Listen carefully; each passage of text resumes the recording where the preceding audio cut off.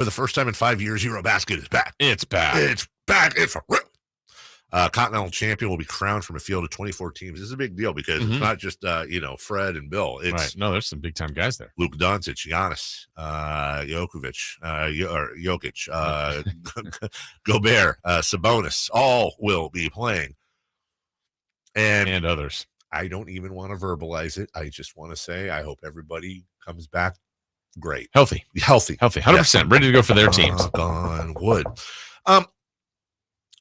I am going to watch because I love basketball. Yeah. And it's kind of a, you're not gonna get the best scouting out of Eurobasket. But remember, one of the best players in the NBA and a guy that, if he's not number one, is certainly top three of players you would start building your team around today. And Luka Dončić came from over there. It's obviously a decent enough league. And it'll be fun, especially with a guy like Sabonis.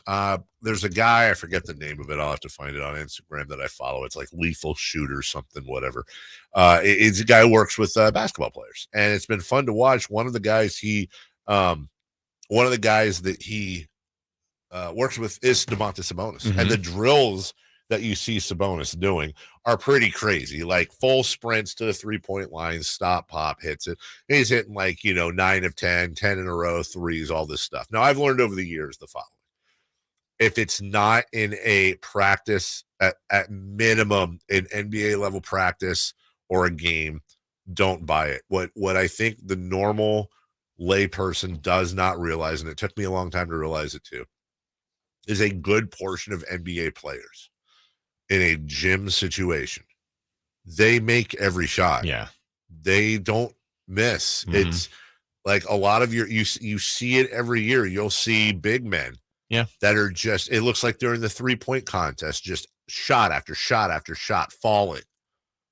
And then you wonder, that's weird. It doesn't translate to the game. We saw Ben Simmons, of all things, I think it was before last year started. People were freaking out because he was hammering 3-pointers. Yeah.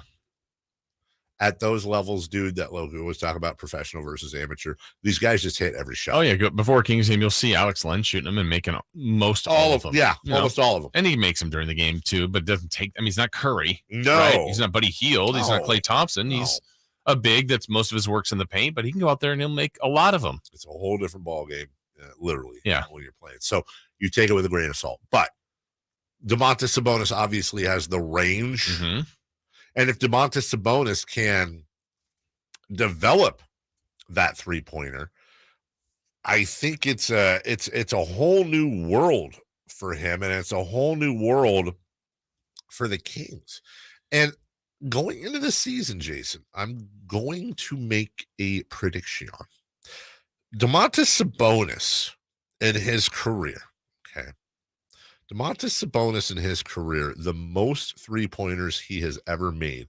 He made 52 3-pointers in the 2021 year with Indiana. This was his last full year with the Pacers.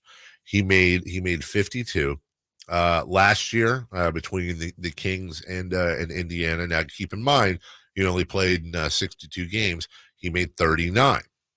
So 52 is his high. That was at 32% shooting. In fact, his lifetime 3-point percentage is 32.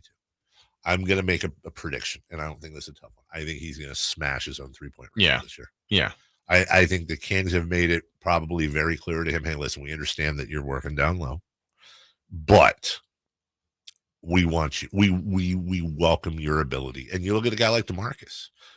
Just using an ex-King people are familiar with, DeMarcus Cousins absolutely developed that 3-point shot over his career here. That was not something he really had in his arsenal when he came out of Kentucky.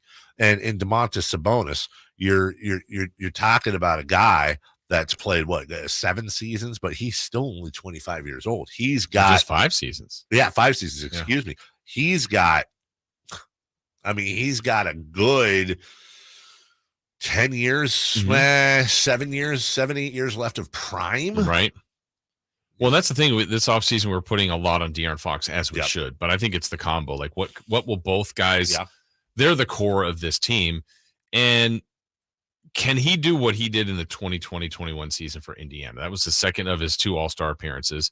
just his averages. Again, we don't have the full context. We can only give you the averages of the 62 games that he played. Started them all, 20 points per game, 12 rebounds, 6.7 assists, 9 triple doubles that year.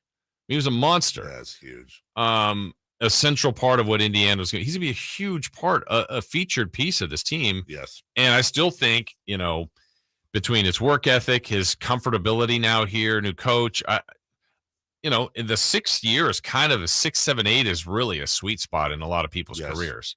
And I think the timing is really good with him and Fox on that.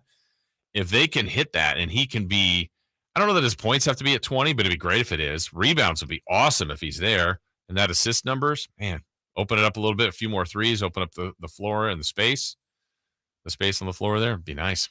You know what he had, without looking, he averaged 18.9 points in the 15 games he played in Sacramento. You know what he averaged the previous part of the year in Indiana? 18.9 points. So same number. Just unbelievably consistent across the board. He was slightly upticked on assists here as opposed to almost a full assist game as opposed to in Indiana. He was about 3 points more efficient shooting in Indiana. But I think remember, he was living out of the Sawyer for the longest time. Yeah, it's true. Didn't he have a baby too? Mm-hmm. I mean, yes, a lot of stuff going on with him last year. I'm looking forward to an all-star caliber year from Domantas Sabonis. We will take a break.